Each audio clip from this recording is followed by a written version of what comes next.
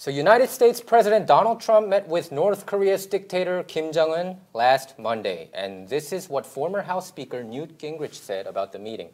Trump has accomplished more than Clinton, Bush, and Obama combined. And this is just the beginning.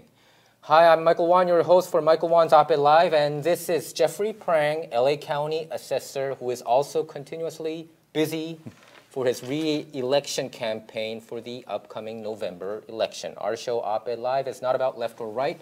It's about finding out what's right or wrong. So, Jeffrey, how are you doing today, and how's your campaign going? You have to. I'm doing all right. You know, I came in a very strong first. They're still not done counting the ballots yet, but I'm at over 47%. I need 50% to avoid a November runoff, but right now it's currently staying at 47 or 48. Each time they count more ballots, my numbers have been going up. Ticking up, okay. So it's been up over a percentage point from where we began. My instinct is that there's not enough ballots left to be counted to get me over 50, which will be really frustrating, being at 49% when you only need 50. You're right. So you think it's going to be staying at around 49%? My guess is it'll be between 47 and 49%. Okay. So. That means I need to focus on the runoff in November. Obviously, I'm the incumbent, and I got more votes than any of the people running, and I'm optimistic that the conditions in November will be more favorable. So that means you have to square off against Mr. Low Tax Man? Yes, my opponent, who is an employee in the office and has run many times in the past, legally changed his middle name to Lower Taxes. So his name is, and so is it Lower Taxes, TAXES, or just yes, it is. Oh, so I got a lot of calls saying, how could they do that? How is that legal? But he went to court and changed his name from I don't know what his middle name was, Edward, to Lower Taxes, and a judge allowed it. He seems like a very surprising opportunist. It was I don't know him personally, so you know, just by his name change. He's an employee of the nice. He's a nice guy. It was a gimmick. He didn't run a campaign. He changed his name and thought that might be a gimmick to get him more votes. And in this particular election, as I indicated, he's run several times in the past. This time he got more votes. So hopefully for my sake, it won't hold into November. But, all right, okay. We'll look forward to that. Anyway, well, I'll continue what Mr. Gingrich wrote and then get your feedback on this. So Newt Gingrich continued in his column, with Trump's historic summit Tuesday with North Korean leader Kim Jong-un, President Trump has once again done something astounding and unpredictable. Yet the surprise over the sudden summit should not have come as a surprise at all. By now, we should be used to President Trump surprising all of us. Consider his record over the last 4 years. Now our elites are in utter turmoil. President Trump was very tough with our oldest allies at the G7 summit in Canada over the weekend, while he is being apparently cordial to Kim Jong-un. The elites are whirling in confusion at this kind of swirling maneuvering in a 3 or 4 day period. Consider how the North Koreans might be studying the United States military strikes, retaliating against the Syrian chemical weapon attack, the moving of the United States Embassy in Israel to Jerusalem, and the tearing up of the Iran nuclear deal. President Trump has also consistently insisted on a substantial military buildup. It's clear he is a tough guy willing to play a role. Mr. Gingrich goes on. I do believe, however, that through a combination of toughness and boldness, aggressiveness and flexibility and resolution, and an amazingly fast grasping of tactical opportunities, President Trump may have begun the process of opening up North Korea and changing history. President Trump has already accomplished more with North Korea than Presidents Clinton, Bush, and Obama combined. And this is just the beginning. So what's your take on this, Jeffrey? Well, I think anybody who has followed Newt Gingrich over the years know that he is a unrepentant partisan hack. A Republican hack, right? And he takes the party line. But he was a House Speaker, though, right? He was the House Speaker. During Clinton years, and they compromised a lot, right? He was more compromising when he was the Speaker than he has been since he left. He has been a mouthpiece for the Republican Party, and he's pretty unyielding on it. That being said, what you just read back to us, I think, is nonsense. You think you disagree with the whole thing? What he said? There are pieces of it that we are in a better place today with North Korea because we're not We're not calling Kim Jong-un Little Rocket Man and threatening to bring fire and fury.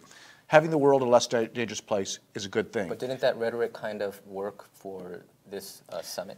It may have contributed to getting us to the summit. I think conversations, discussions is a good thing. Mm-hmm.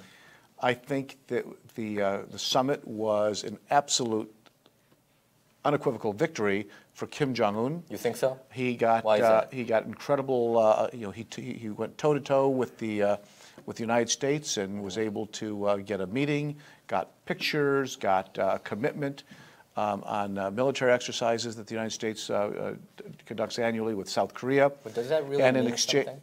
Of course it does. Taking photo ops? I think in terms of maintaining his standing and his support at home is important. The country with a bad economy and where people are hungry, being able to indicate that you're a recognized world leader for the first time of any of the Kims is important. But the United States got nothing out of this. We didn't get any commitments from North Korea. We got vague language on general denuclearization, no timelines, nothing that we could put our hat on. I think he missed an opportunity to talk about human rights. In fact, he actually spoke just the opposite. He seemed to be defending Kim's brutal treatment of his own people.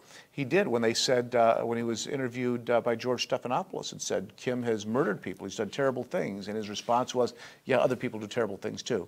But he's a tough guy, and you got to be tough to run a nation like that." Okay. It seemed to be kind of problematic in terms of American values. Mm-hmm. So that's your assessment. I think it was a resounding success. I know the mainstream media has been hammering him. I predicted the day before the summit happened. I said the mainstream media, no matter what result would come out of this summit, they would trash him and they would say he failed and Kim Jong-un won. And my prediction was 100% correct. The New York Times and Washington Post, they did the usual thing.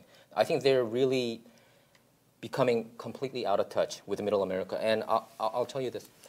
So what did Trump lose? Trump got the promise that Kim Jong-un said he will promise to denuclearize his regime. He promised that, and then Pompeo. Okay, I'll lay out my case, and then you can rebut that. And after that, Pompeo yesterday, Secretary of State Mike Pompeo yesterday said that he put a specific timeline for Trump's first term. He wanted denuclearization of the regime of North Korea within Trump's first term. So I think that's pretty specific. I think when you have a summit, you don't have to really be that specific. Some people were saying, like you said, why didn't Trump raise the issue of human rights violation?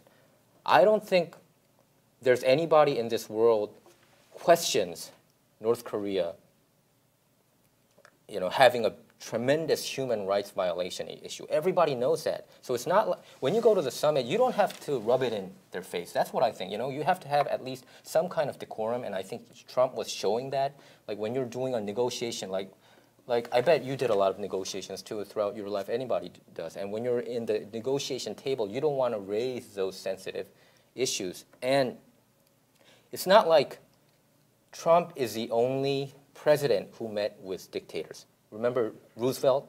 Theodore Roosevelt also met with Stalin, right? Soviet Union's leader Stalin. And Stalin killed more than 40 million people. So I don't think just because they are a brutal dictator and you meet with them doesn't mean that you raise their rank all of a sudden to United States, to United States level. I think it's not like that. We can't see it that way. When you have to negotiate, you have to meet with the leader, no matter what that person is, whether that person could be a brutal dictator or whatever it is. If he was just a brutal dictator, quote unquote, then probably Trump didn't need to even meet him in the first place. But he has nuclear weapons, so I think that was a game changer. Trump did something that Obama obviously didn't do. Obama stuck with his strategic patience. What do you call that? Strategic patience, right? I mean, he didn't do anything, and Clinton didn't do anything. George W. Bush didn't do anything about it. They just kicked the can down the road, and Trump is finally trying to do something. And for the media to criticize him on that, I think to me it's very unfair. And even Trump himself said this during a Fox News interview yesterday when he said, this summit is not a success until the day North Korea completely denuclearize themselves. Well, the devil is in the detail. They signed an agreement, and the agreement didn't say anything. The agreement essentially. But does it really matter? Before they did that, right? It does matter. They signed all kinds of agreements, but they violated that all the time. Well, of course they violated it, but it does matter because when you establish. I think action matters more than words. Well, right? it does, but the words lead to the expectations. When we say our expectation is for a verifiable, ongoing denuclearization. What our expectation is that North Korea is going to disarm. That's not what Kim Jong-un is saying. He's talking more generally, and he's making it clear that he has expectations about our conduct in South Korea. But Mike Pompeo and Trump said that they would be verified. But that is what they are saying. That is not what Kim Jong-un is saying. The paper they signed is the framework for those discussions, and those issues that Pompeo is now talking about are not on that paper. We do not know that that's what Kim Jong-un is agreeing to. That's why when you have these meetings, you have a framework for where you're going to go next. We had a nice meeting. We had a pleasant cup of tea with Kim Jong-un. The world is a little bit less tense right now because of it, and that's a good thing. But there is. And they didn't shoot any ICBM or nuclear weapons, right? We did not get any deliverables out of this. Maybe we will, but I think that.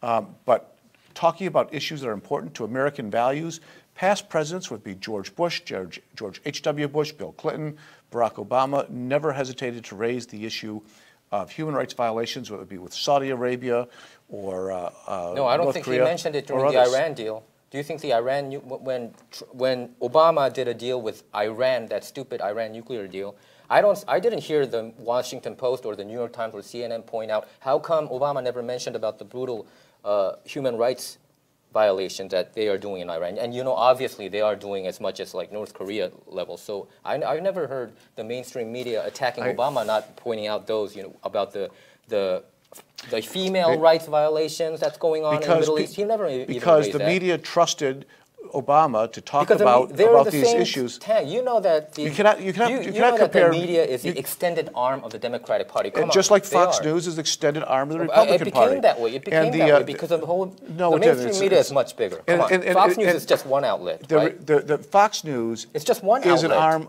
but it's the biggest outlet. It's one outlet, and they work exclusively for the Republican Party.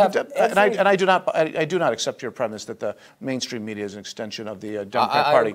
They happen to be. They always root for the Democratic Party. They are reporting fair and accurate news, and the people who don't like it just don't like it. They disagree with it because it's not consistent with their views. They omit news that are anything advantage Republican Party or Conservative Party, or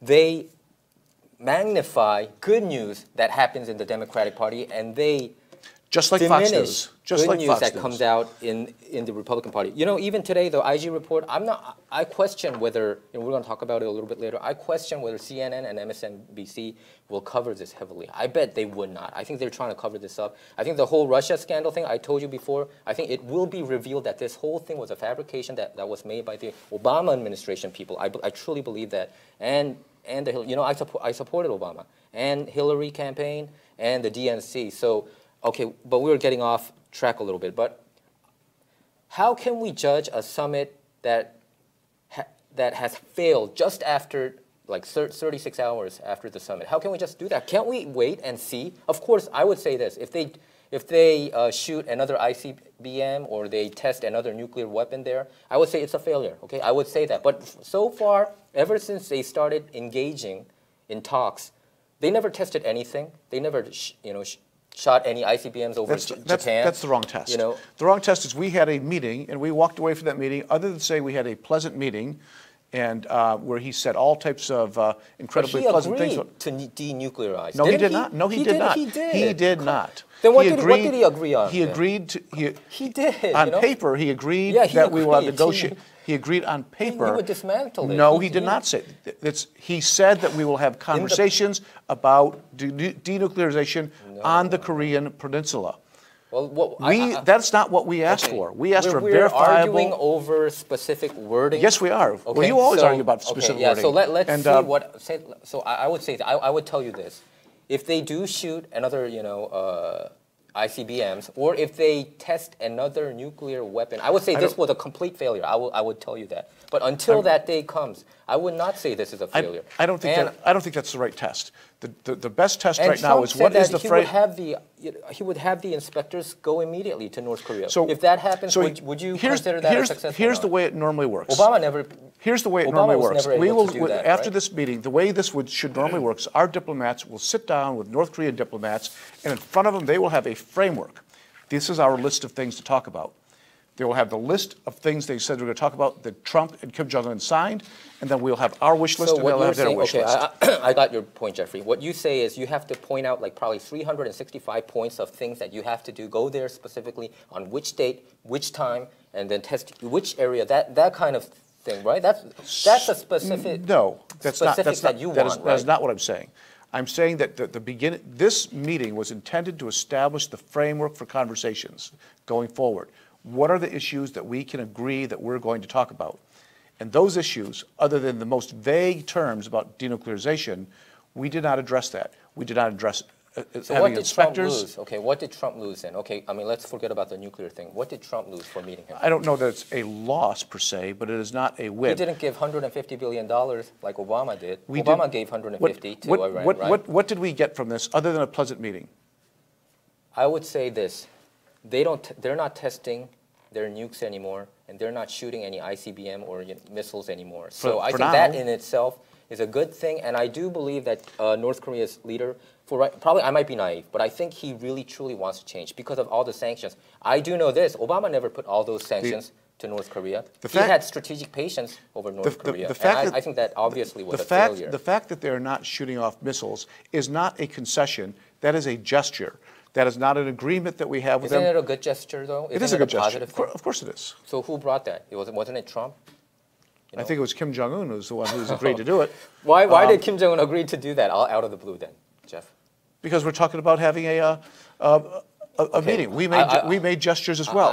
But we don't have, the bottom line is we could talk about all these things that happened before, and we could talk about our wish list going forward. What I'm saying is that using diplomatic channels, using diplomatic approach to dealing with other countries, we didn't get anything out of this other than a pleasant meeting. I think all the sanctions that UN put and America put brought Kim Jong-un down to his knees, pretty much. And he had, oh man, I got to feed my generals, I got to give them present. If I'm not able to do that, there's going to be a coup happening in North Korea, so I got to do something about it. He SOS'd to South Korea. He said, hey, I'm in big trouble. You got to be able to go to the White House and tell him that I'm willing to meet him. And that's what they did, right? Trump brought Kim Jong-un down to his knees. And then that's how Trump said, okay, I'll do the meeting. And he pulled out of the meeting too, right? I don't think any other president, I talked with politicians both left and right, and they said no other presidents would have been able to do that, to pull out of an agreed summit. He pulled out because he was saying nasty stuff about Mike Pence, vice president, and you can't do any meeting with that. So I think it was a good thing that he pulled out.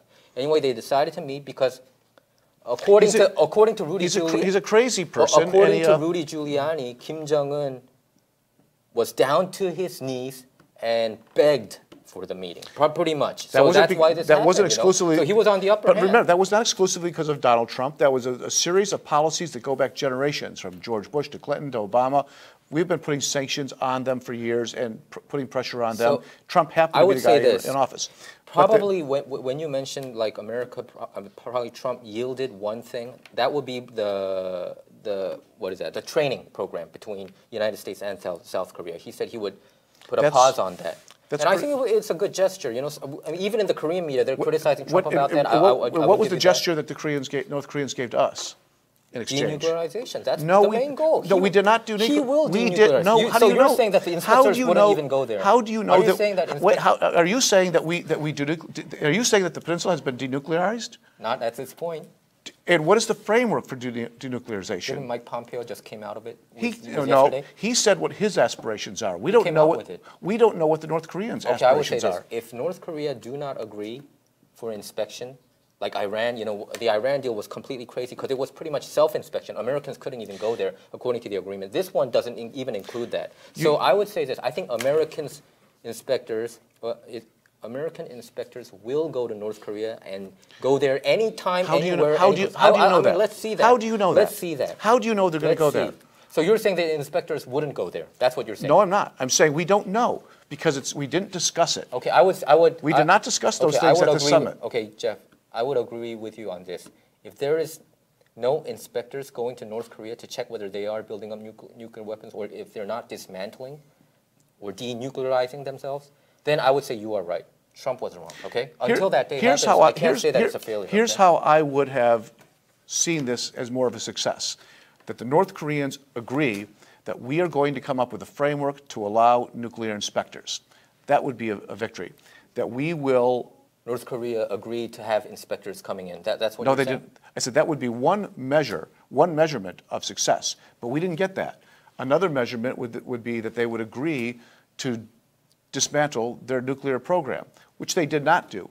They lumped that into general denuclearization. If they didn't agree with that, then what was the purpose of the summit in the first place? Well, exactly. I think they did it. So I'm saying that, yeah, so you don't believe that. I believe that they did allow all the inspections intact with the agreement. If that is not there, the specifics of the agreement will come as time goes. You know that they're having a meeting next week too, or not? But they are. But right? Michael, your views are what you hope will happen and what you think will happen. I am trying to measure this by what has been said and what is being done. I want facts, not feelings. How come people were not nitpicking on the Iran deal? I have never heard people, criticize Obama giving up these are totally different. These are totally different. $1.2 billion These are not related filled issues. With cash in an airplane. That's apples and oranges. These are two totally different issues.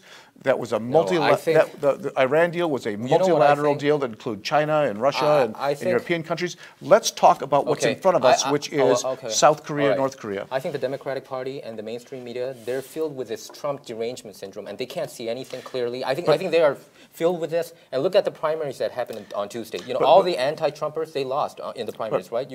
That is a fact, right? I mean, there was a primary in a couple of states, and they all lost, the anti-Trumpers. And look at all the senators, Jeff Flake, John McCain. Their approval rating is not pretty good. And let's focus on what happened. Okay. Instead of saying, what about all this and this and this and this, let's focus on what's in front of us, which is the criticism is blinded. That's what I'm saying. I think the criticism regarding the Trump-Kim summit, it's blinded. That's how I see it. I think I wouldn't say a resounding success. I would kind of admit that because we don't know. Like you said, let's see if some kind of they don't allow inspectors like you criticize. I would completely be on your side. You know what I'm saying? I think what you're saying though is you're putting lipstick on a pig. You're trying to say let's be optimistic about something even though there's no evidence there to be optimistic about. I lived in South Korea, so I think I pretty much know a lot about North Korea. I studied a lot about it. I would say my dad's specialty was actually about North Korea. So, I mean, I have a lot of information about North Korea, I think more than most people. I would say this. Of course, North Korea is one of the most craziest regime out there, and we can never believe what they are doing. So what I'm saying is we have to, but when we negotiate on something, when we make a contract, we still have to believe it, right? We have to trust but verify, Isn't that the way to go with this? How can you just distrust completely on everything, even though you agreed to do something? Because we haven't done. Then there's nothing coming out. Other than having a meeting, we have not done anything. We have not made a commitment toward a plan of action. Jeffrey, I was just saying, Mike Pompeo is meeting with Kim Young-chul, one of the the number 2 guy in North Korea next week. So what does that mean? They're going to probably talk about the specifics. Would you criticize then if they say, we're going to inspect here, and on a? But what is would that change your mind?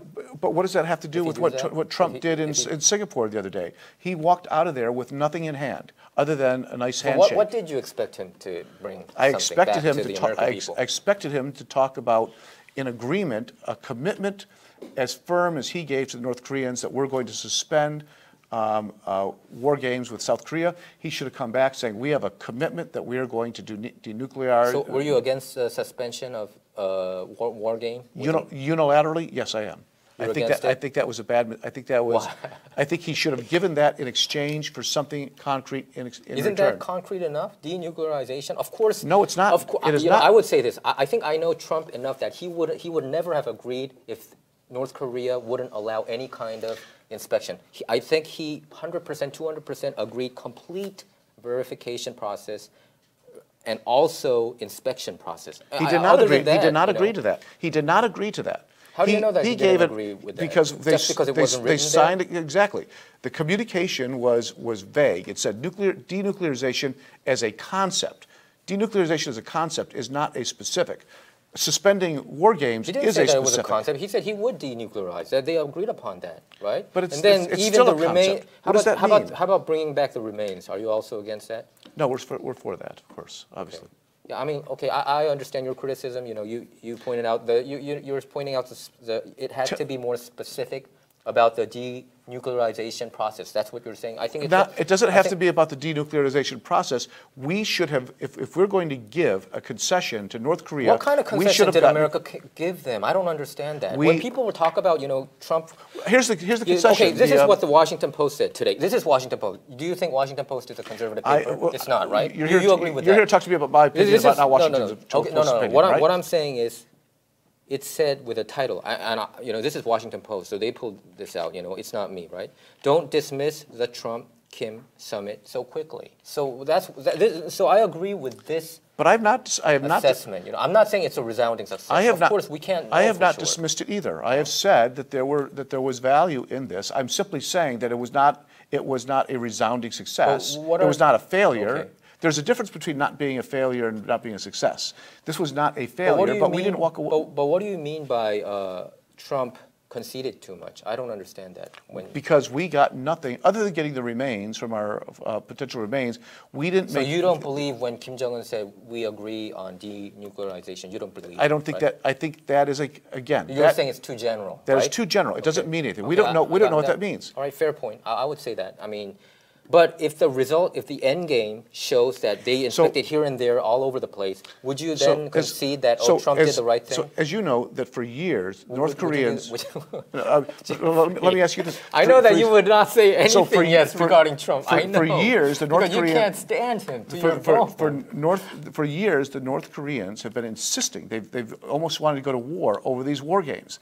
This is one of the biggest issues that they have. If they did that, you know that they're done, right? with South Korea. I would say this. And they won. They won that. They walked out with a huge win. Okay, I would say this. Even regardless of all the other countries, you know, the geopolitics, let's kind of, you know, minus China, minus Russia, or minus Japan, and minus United States.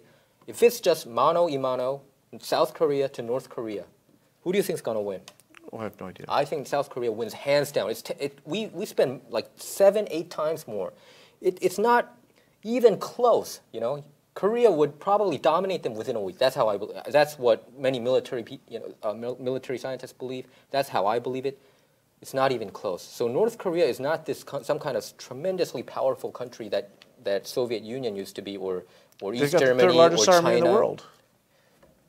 But their weaponry, I mean, their weapons are so old, and it's not even close. The technology, it's not even close. I would say within a week. You know, they can't even. It's not even a contest. At what cost? So yeah, of course, that's the thing. You know, so the cost will be too tremendous. So I think it's a good thing. That's why the summit thing was a good thing. I think Trump changed the whole dynamic that is going on in the Korean Peninsula. I truly believe that. Many South Koreans, you know, if you ask the Koreans who live in South Korea, they're really happy about this.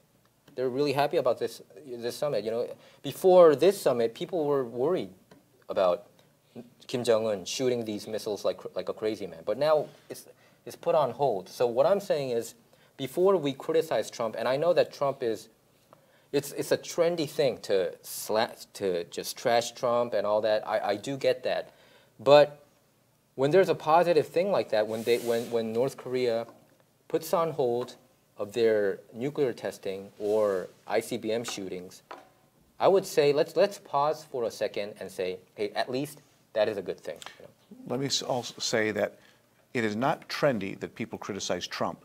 Trump gives them reason to criticize them. The things he says, rhetoric, right? the things he says, the things he does. Is that the thing, the rhetoric? Is that the thing that bothers you and most of the Democrats? It's not just his rhetoric, it's his policies. It's his inhumane immigration policy. It's his tax policy, which is shifting... But people are really happy about it. You know, even today, did you see who's that? Happy about 44 his rhetoric? The 44-year lowest, the jobless claims, 44-year low. Isn't that a good thing? And 3.8%, and the blacks, it's the lowest ever. The Hispanics, the lowest ever unemployment rate. Isn't that a positive thing? We are not here to talk about jobs policy and others. Okay, let's go back to let's simply suffice that the evidence that you cite, we can have a very long conversation about each of those points, about what led to them and where Trump had a role in them or not. But his immigration policy, his tax policy, his health care policy, his regulatory policy, his policy on pharmaceuticals, all of these things are damaging and hurting this country. That's why people disagree with Donald Trump. His inability to work with Democrats, his inability to work with people who he disagrees with. Was Obama able to do that? Obama tried. Trump tried too. Obama treated Republicans respectfully. He didn't call them names. He didn't. You know, Jeffrey, I have to take... You could come up with one episode or two episodes with Obama. No. Democrats always attacked first, and then he retaliated in such a way. But the mainstream media... You're saying that Donald Trump's being picked on? That's why he's retaliating this way? You don't think Nancy Pelosi and Chuck Schumer berated Trump? You don't think that way? They did it all the time.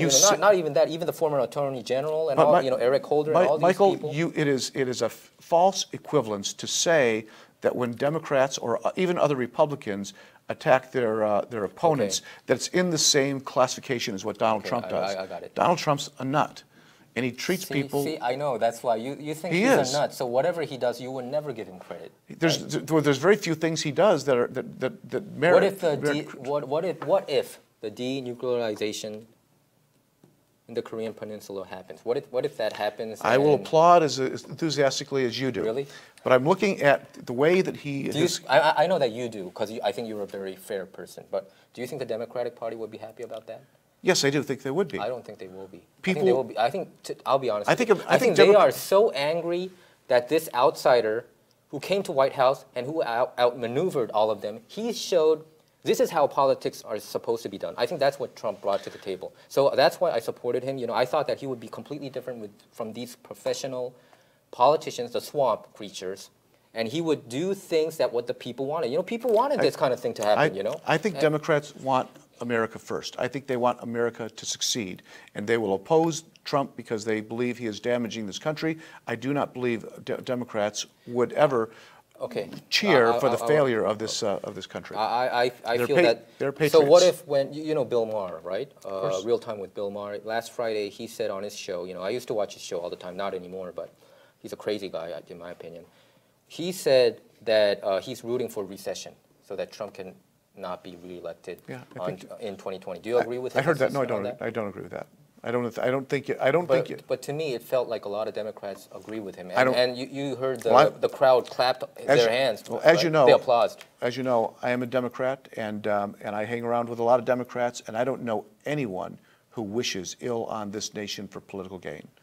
Okay. Bill Maher his comment was misguided. And it does not reflect my values or the values of people that I support. I want our country to be successful. I want both parties to stop retreating to their corners and deciding that if their side doesn't win, then America doesn't win. It is possible that both of us can work together for a common outcome. What I think the president needs to do is start dealing with people he disagrees with as though we are equal Americans who he needs to represent equally and whose views he needs to take into consideration and make sure that we have a voice in decision making, which we do not. Okay. With North Korea, I want him to be successful. What I'm trying to state here is that the way he is going about it, he is almost achieving some good things by accident because he moves so impulsively. But if you want to do this in a methodical, thoughtful way, he is not doing it that way. If we Isn't this methodical? The way that he made the summit? No, it's not at all. To me, it looked methodical. For him to, I think the Twitter works. I think it worked when he said, I have a bigger button than you do. We have bigger nuclear weapons, and our weapons work. I think when he said that, I think Kim Jong-un got scared. I'll be honest with you. But again, I think that's not methodical. I think that's impulsive. Sometimes it works, right? Well, sometimes impulsive does work. You can't dispute. You can't say something won't work because you use a different methodology. But that is not the methodology of diplomacy. That is not the methodology of statecraft. It is the cult of personality, which is a dangerous thing. Okay, but don't you think when you would consider Kim Jong-un a bully, right? He's a bully. Oh, of course he's a crazy guy. He's a killer. With a bully, don't you have to kind of fight them right on like a bully, and then destroy them in their whatever kind of crazy self-esteem they have, and then so that they can be humbled, and they would say, hey, you have to let him know where his place is in this world, and remind them, and then say, oh, probably it's not a good thing for me to keep on doing this, becoming a hermit kingdom, having all these trade deals closed down, and economically, it's even destroying his people, his government people. So he's saying, probably I might have to do something different about it. And so let me say this. That being more aggressive with them, responding to a bully in kind is a reasonable and thoughtful approach. I think that previous presidents, Obama, George Bush, Clinton, George H.W. Bush, Ronald Reagan, all failed. They used tried and true diplomatic methods, which was sanctions, which wasn't getting where we were going. But they should have been more aggressive. And they even agreed too, right? Bill Clinton signed an agreement with North Korea, gave out $5 billion to North Korea. Trump didn't give any money this time, right? He was trying to, Clinton did make the last best effort to try to... but that ended up a failure. And it did, but everything we've done for 65 years with North Korea has been a failure. So for me, since Trump didn't give any money, that in itself to me looked pretty good. Because every time we deal with a rogue nation like Iran or North Korea, we always gave up money. And even South Korea gave money, like $3 billion to North Korea, and China gave $2 billion. I bet a chunk of that money was used to build up their nuclear weapons. So Trump said, I'm not going to do that. So for me, I give credit to Trump on that one. If you have to give him a letter grade just for the summit, what would you give him? A, B, C, D, F? Maybe a C minus. Okay. I would give him an A minus. Minus just because I don't know for sure. Like you said, if they shoot another ICBM or test another nuclear weapon, then I think I would consider that a failure. So we just don't know. It is possible that we could get something out of this. The challenge is we had a summit, and we walked out of that summit without knowing, without a framework, with simply a promise of how we're going to proceed. I got your criticism, and I think it's a fair criticism. I mean, if you talk about the specifics, it was not really that specific on the lettering. But for me, the wording is not as important with North Korea when you're dealing with a crazy country like North Korea. I think, action means more, but that is fair criticism. I will give you that. Okay, and Jeff Sessions warned IG report on Hillary Clinton email case could lead to more firings. So you read this a little bit. What is your take on this? It's going to come out. I think it already might have come out, and the average Americans can even read it in the afternoon. In the same spirit that you are frustrated with the ongoing investigation to Russia, I'm frustrated with the ongoing investigation into an email scandal that has gone through multiple investigations. It's gone through 3 or 4 congressional investigations. It's gone through an FBI investigation. It's been going on for years. It's been dismissed. It is, from what I can tell, it is the Republicans attempting to keep this in the public's eye to get political advantage in the election, to continue to demonize Hillary Clinton for nothing other than political gain. There is, this has been looked at through and through, and they may find a few little details here and there that they missed earlier. But this is not going to be revealing of anything of consequence. Okay, this is what this is what Jeff Sessions said. Our Attorney General Jeff Sessions said, with the interview with The Hill. He said, option of termination is on the table for those accused of serious wrongdoing, and the people who are mentioned is James Comey, former FBI director, I think he's already been terminated. Yeah, he is actually already fired, and then Attorney General Loretta Lynch, and former Deputy FBI Director Andrew McCabe, who is also already fired, and also FBI official, lead investigator for the Hillary email scandal probe, FBI official Peter Strzok. So, okay, I just read one report right before our show. Peter Strzok, he was a lead investigator for the Hillary email scandal. He said, quote, he sent a text to his lover, FBI lawyer. Now she resigned, Lisa Page. He said, I'm going to make sure that Trump is not going to get elected. That was just reported now. I don't think it's fake. It was reported by Washington Post. What do you think about that? Can a FBI lead investigator say, I'm going to make sure that Trump's not becoming president? I think I would want to see what their, before I comment on that, I would need to see what he said in the context it was said and who it was said to.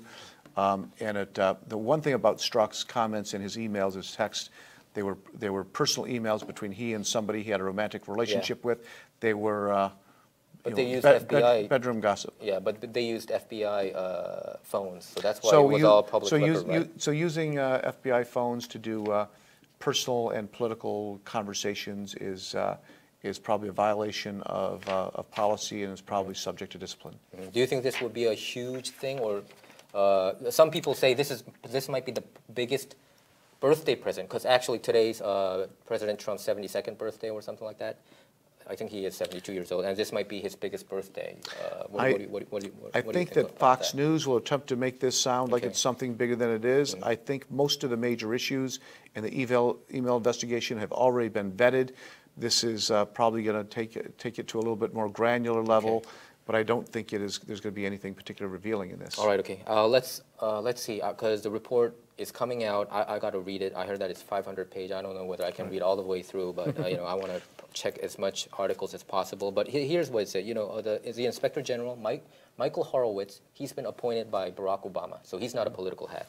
And many people, whether you're left or right, they all agree that this is a man who is very impartial and who is very fair. So he will be expected to testify before the Senate Judiciary Committee next week on the report. So I think many things will come out.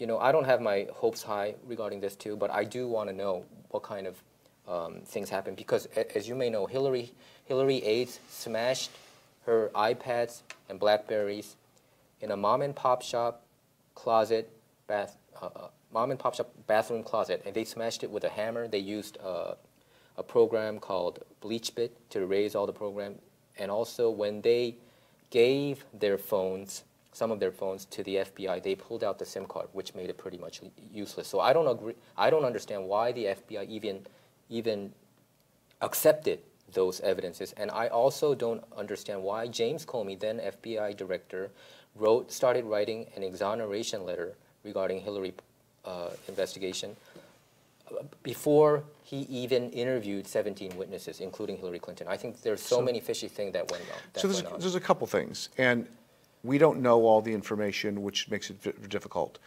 As somebody who manages a large government agency, how many people working under you? 1,400. Wow, that's a lot. So some of the things I read about the phones is that these phones were they were shifting to new phones, and there really is there's not necessarily a good way to dispose of phones that were used for classified purposes. So destroying them, physically destroying them, is not necessarily an inconceivable way of dealing with outdated technology. But when it's evidence, they're not even supposed to destroy it. So we don't know that there was evidence. They're saying there was evidence because those were phones, but we don't know that. They could have just been destroying the phones because they weren't used anymore and they needed to destroy them. At the same time, there are typically protocols and policies in place how outdated equipment is dealt with. And somebody doing something that is in violation of a policy and a protocol may be subject to discipline. It does not necessarily mean there is a crime. Isn't that a violation of crime? Because I heard that when you even take pictures, wasn't there like one Navy who took a picture in a very secret place in the military zone? He went to jail for 1 year for that. But how come Hillary is on a different standard? I thought the Lady Justice was blinded. I don't think I've never. You're not supposed to peek and say, "Oh, this is Hillary." I'm not going to. I'm not suggesting that either. In my office, to use the internet, you are required to use the internet only for office purposes. You're not supposed to be on there cruising, looking, doing shopping and other things on government internet. Why does she even use a personal email? But there are people in our office who will use it from time to time. Now we don't. Do you reprimand them? We do. We don't have them arrested. We don't decide they've committed a crime. But it's a different thing. This is national security. And according to one report right before our show, it said a foreign national actually did hack her email. It may be national security. It may be an inter-office disciplinary thing. She's Secretary of State, right? It depends on who did what and how it conformed to the rules. We don't know what those are. And how come she didn't reveal all the email content? She only talked about her, her daughter Chelsea, going together with a yoga class or something like that. Then why don't she just reveal all the 33,000 and let the people decide? Let the Department of Justice decide whether she actually did something dangerous or not. Because we're talking about American national security. We're not talking about. So I mean, of course, what you are doing is very important too. But we're talking about this is like internationally very important stuff. But government agencies, national security, they have office policies and protocols as well. And she didn't follow it, and that's what James Comey also said. But they didn't indict her, right? Well, because they looked at it, they tried to determine. She said no intent. They looked for criminal intent. They look, but is intent important? When you It break is the important. law, I don't think, when you break a law, I don't think it's intent. Like, how can you, like, when there's a 35-mile zone and I'm riding like 55 miles, it's like me telling, I didn't intend to drive over 35. Isn't it the same thing with what's going on with the Hillary probe? But you don't go to jail for doing that, except if you're driving like 150 miles an hour. But this, you're supposed to go to jail. That's what I'm saying. Well, we don't know. I don't know that that's the case. Okay. So anyway, I think it's going to come out. We have to probably read more articles regarding it, and we'll talk about it next time around. But I think it's going to be. To me, it feels like something big. I don't think the mainstream media can ignore this time around. Seems to me like we're beating a dead horse. Okay. All right. Well, that's our show for today. Our show is not about left or right. It's about being right or wrong. To stay up to date with our latest videos, make sure to subscribe to this YouTube channel by clicking subscribe. Thanks for tuning in. Thanks, Jeffrey.